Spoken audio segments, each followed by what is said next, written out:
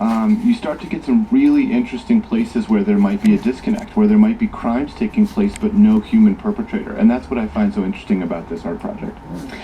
And is that partly because the notion of intent January has a 21, particular sort of 2015. valence or quality in legal thinking? Well, that's exactly right. So we want to be really careful in criminal law. Dogs in a pile. Not to hold people accountable Nothing for left to things do they but didn't do on smile, purpose, smile, right? smile. And that's the idea of having a mens rea or intentional mind requirement in criminal law. And so on something like strict liability, where we hold you accountable regardless of whether you intend it, we reserve that for really low stakes things without a lot of penalty. Like if your tail light is out, no one's going to say, oh, you intended to drive around without a taillight, right? Or really high stakes things like statutory rape.